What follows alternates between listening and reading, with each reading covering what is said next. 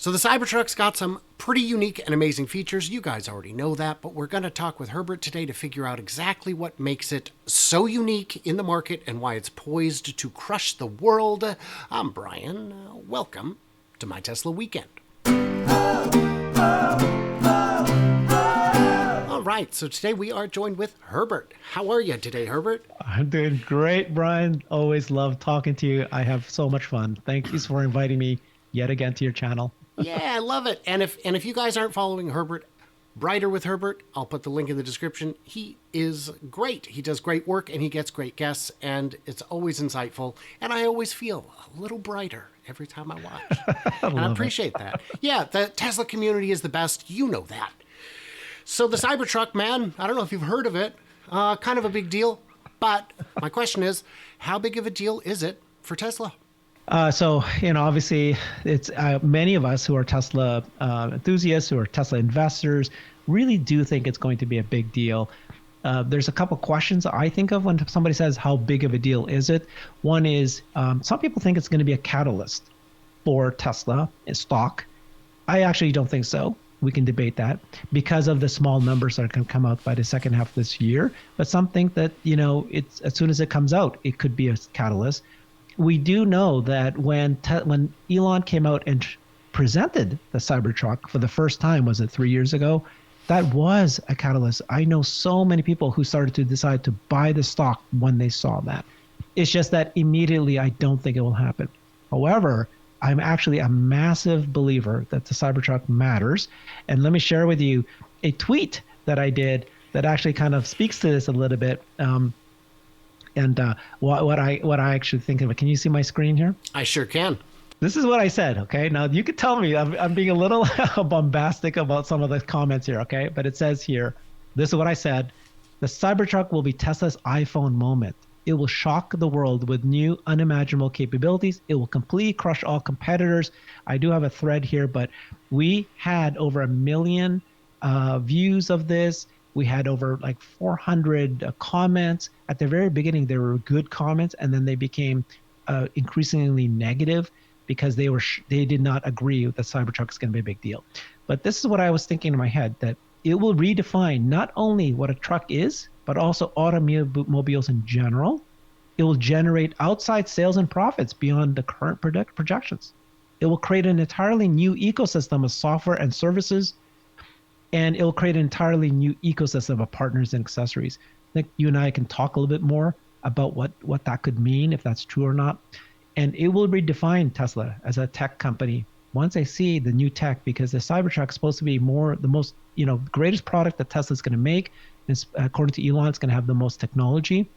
And I said that most currently think that Tesla's Model 3 was this iPhone moment. I think that was more akin to the iPod moment.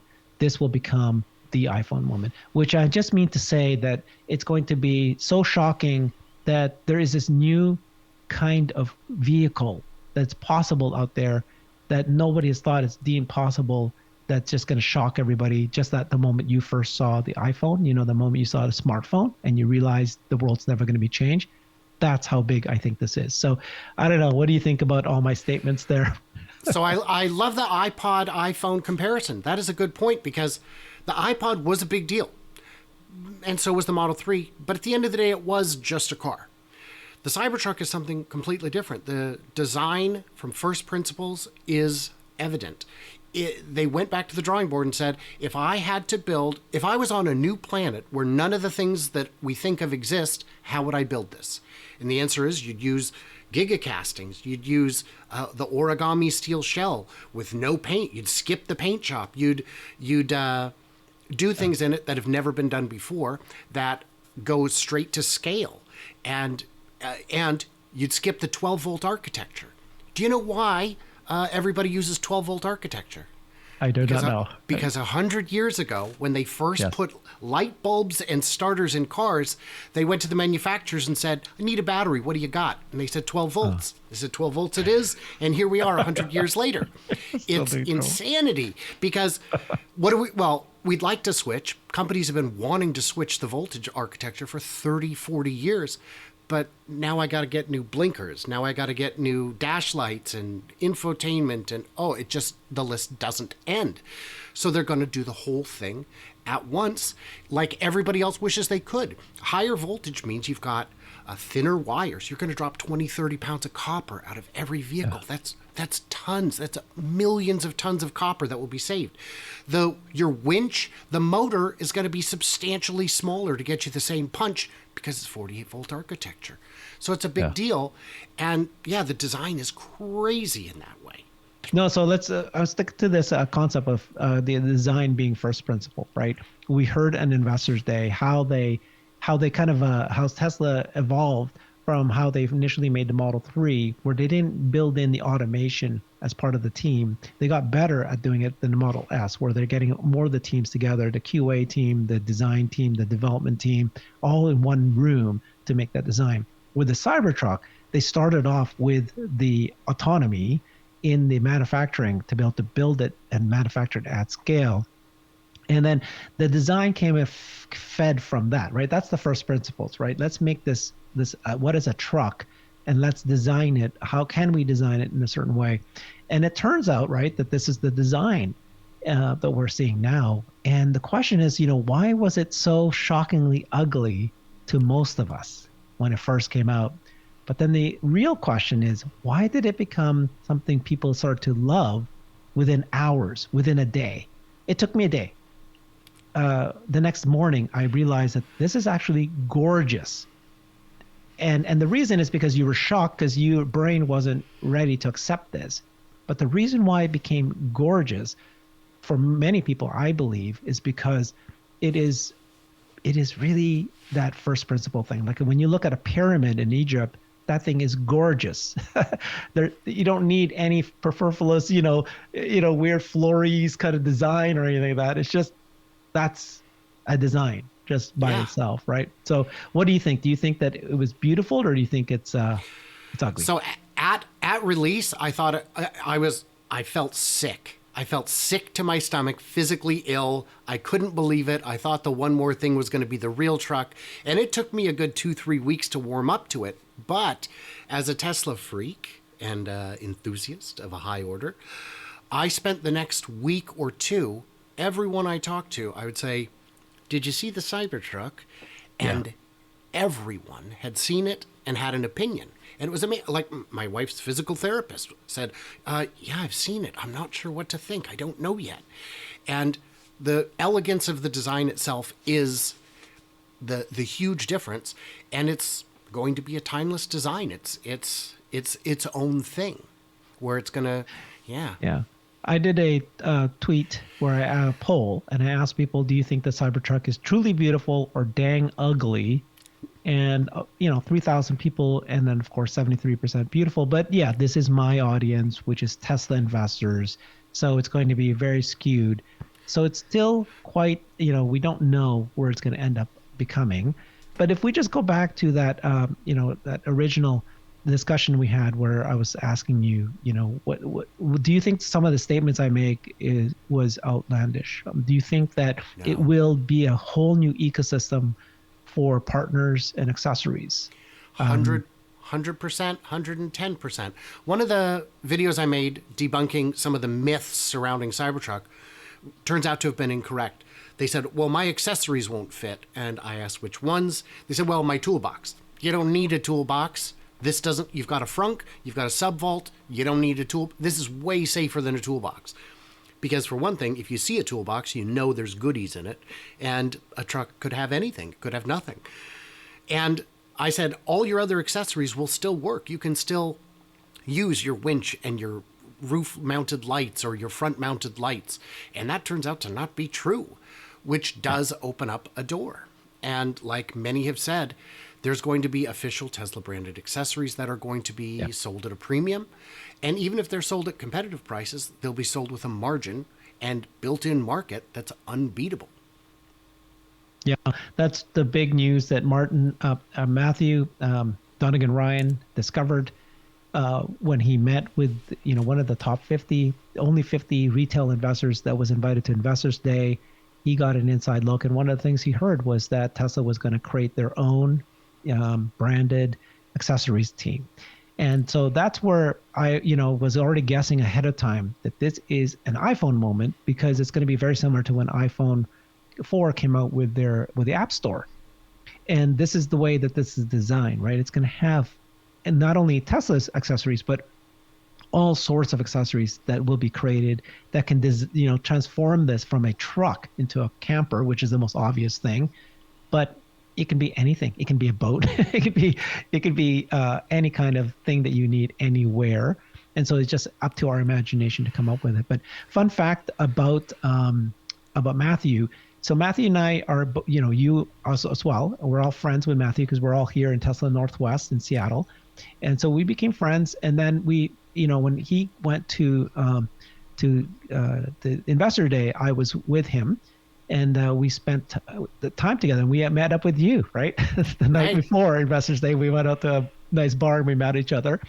And then when he went to the actual Investors Day, he and Amy, both of them are my friends, both of them got inside info. And then on the way home, Matthew and I were in the same plane, and we're sitting together. And I actually helped them craft his viral tweet that he did. I redesigned his entire Twitter profile. I helped him craft that tweet he did about the Cybertruck and all the information about it.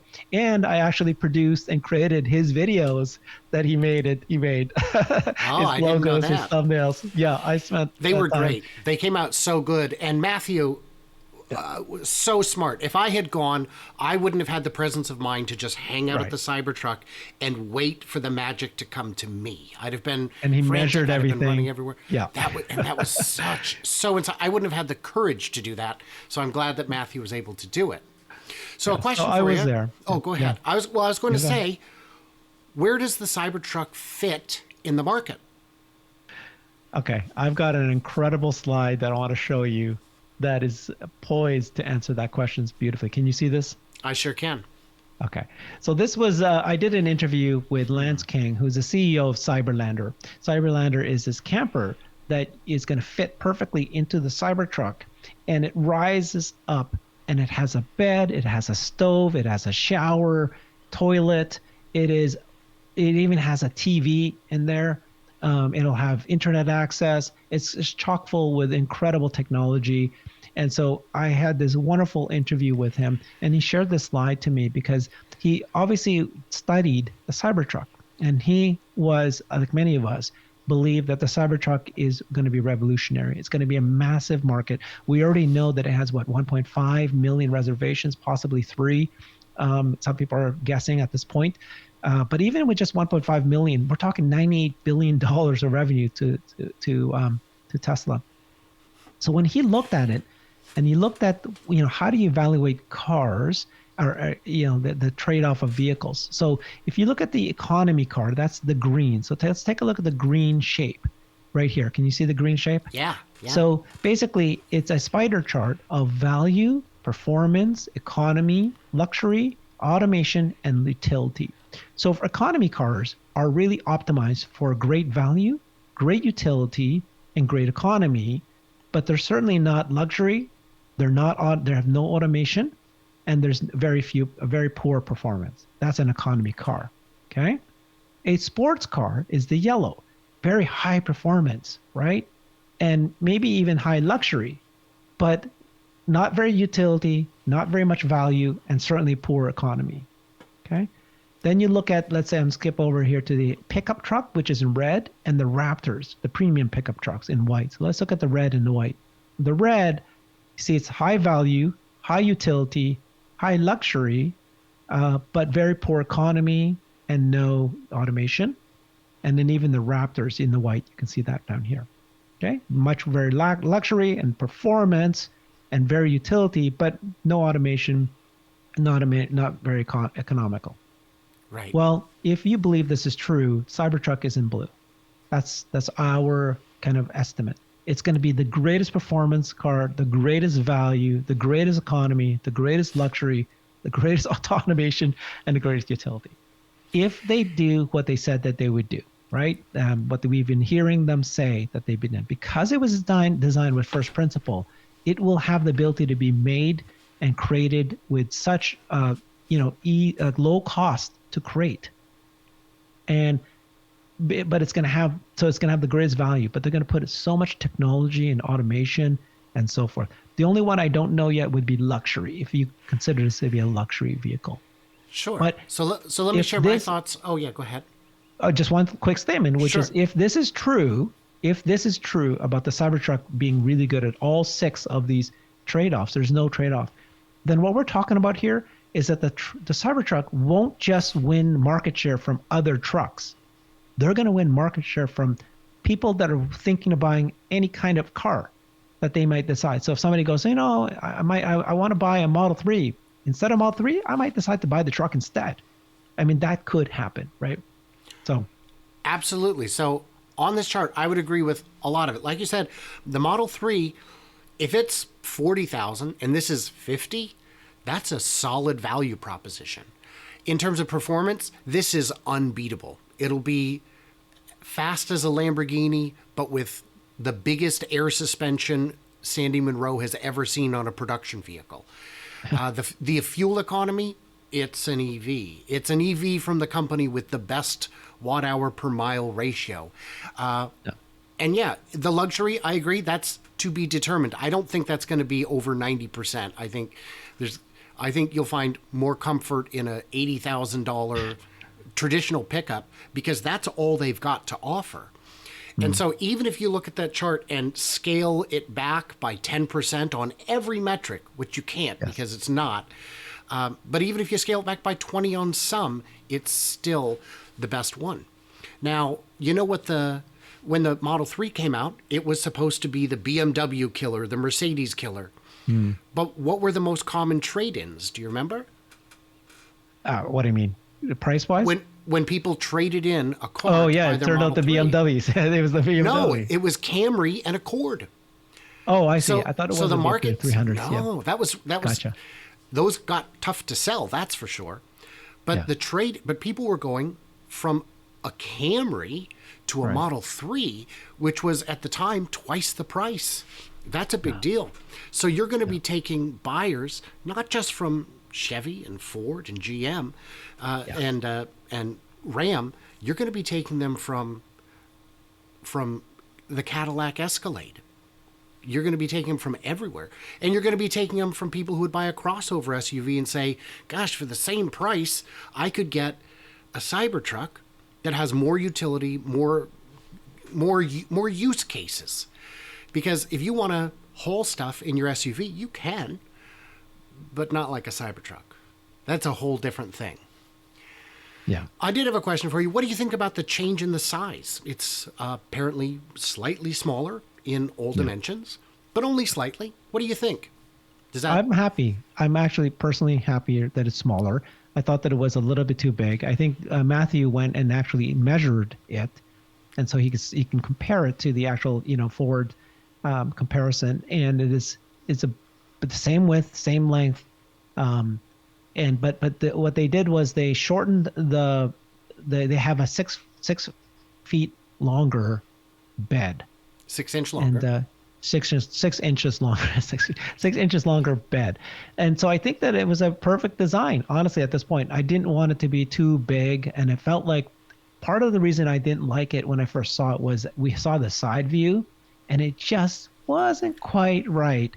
The new version that they created now, they've there's some design tweaks that they did to it and just made it slightly just not so off center, that now it looks really good. So I like it. I don't, and then I think they're going to probably make another version that's going to be smaller. He's talked about that before too. So I think this is just a starting point, right? And it's amazing to me, normally when you see a prototype, the reveal car, and compare it to the actual production car, the production car is more boring, less attractive.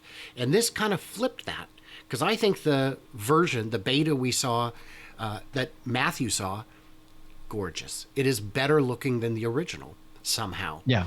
And also it's got more refinement in the trim and the edges, and the bed looks more sophisticated and complete. So the whole thing is just clever and well done. Yeah. So we can share a little bit of what it looks like here. just so we can see it. That's what the bed looks like. Yeah. Right. This is the hood. And then we've been hearing actually another scoop that I helped Matthew find. Somebody told me from an employee that this is going to be as good as the F-150 Lightning. And so very likely it's not just going to be the top part that goes up, the whole thing goes up. That would be, I think in terms of engineering, that is not a challenge for the team at Tesla. I think that will absolutely happen. Look how gorgeous this is. I mean, even just the light strips that you see is, that they've confirmed that there's going to have the right lights right up the back here. It's going to have the bar, the bar at the front here, the bar in the front, and the light here. And that's the thing. But, so some people were telling me, and I wanted to ask you this question, that, are they going to offer you the ability to have wraps? And some people are saying it doesn't make sense for Tesla to do that. You will be able to do that off, out, what do they call it? Yeah, third party. Yeah, third party. Yeah. But look, I just imagine when this comes out and everybody's going to have their ability to take this like a blank slate and create whatever they want it to look like and get us a wrap. Yeah. Yeah. And unlike mounting traditional hardware on a truck, when you drill holes in steel, you create a new point of failure where it will rust. Drill as many holes as you want. This ain't going to rust. Yeah.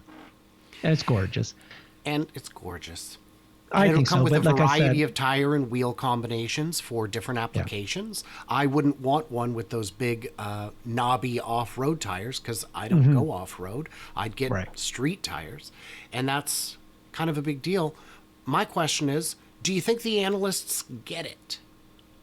Do I think the analysts get it?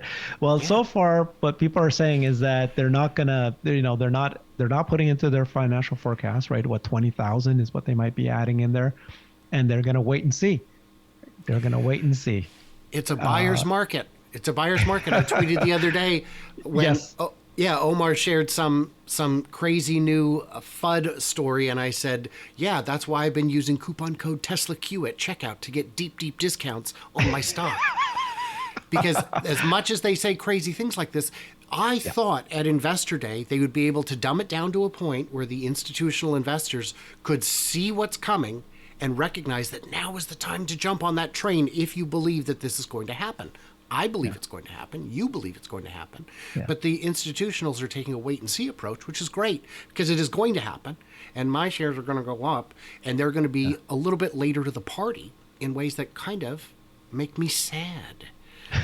I interviewed Randy Kirk, and he's an author, wrote 2 books. He's an entrepreneur himself, ran manufacturing firms.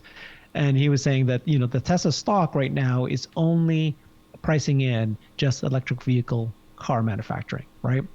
And I said, well, we all agree that it does not yet have robotaxi or energy or insurance or all these other things. But he goes, the one thing it doesn't have yet is Cybertruck, right? It's not part of the pricing. And I think the people are going to be shocked at how successful this is.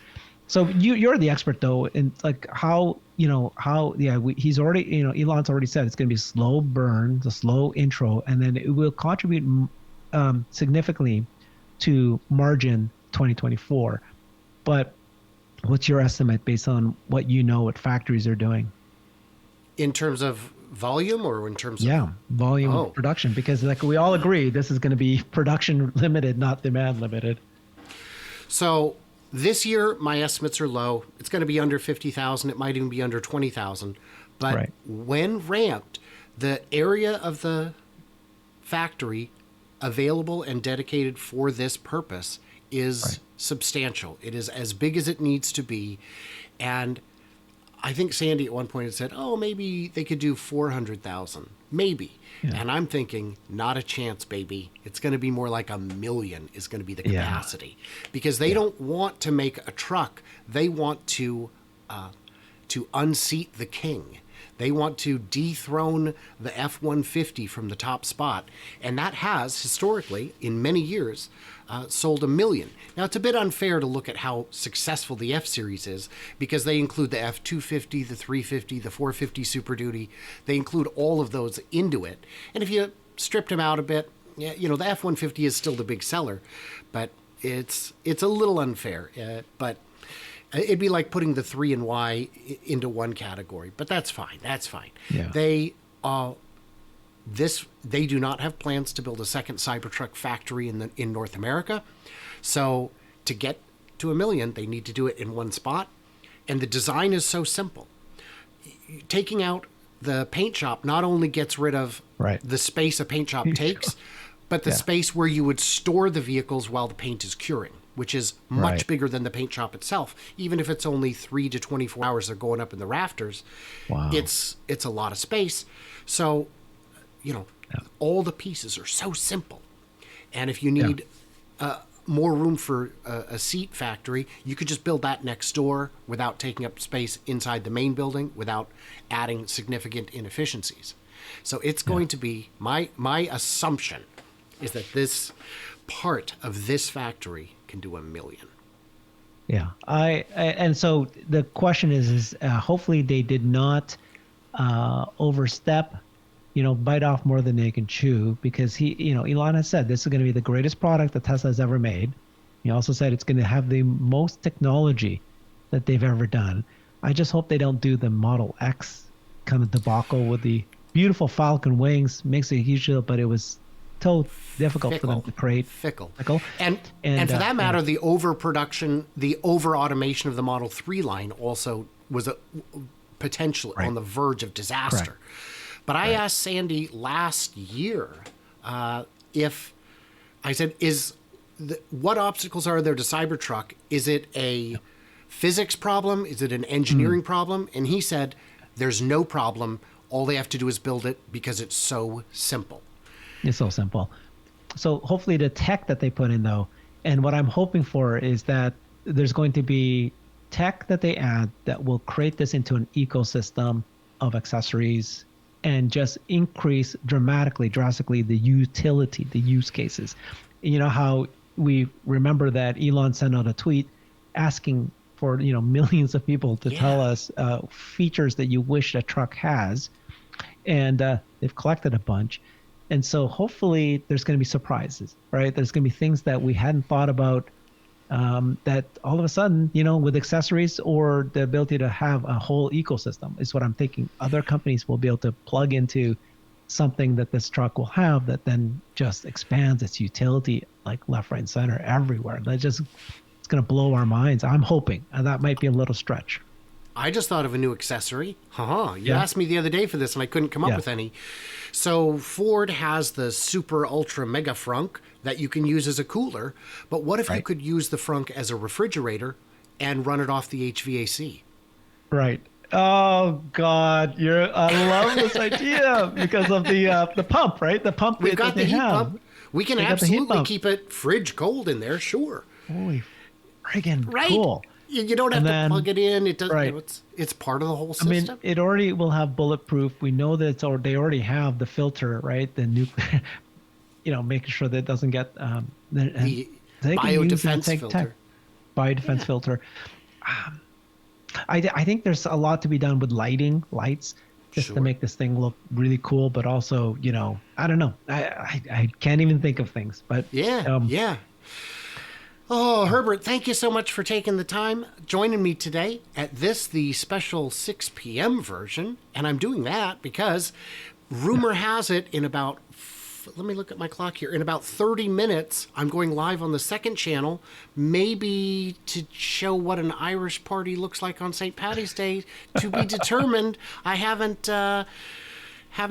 confirmed it, but that's the plan for now.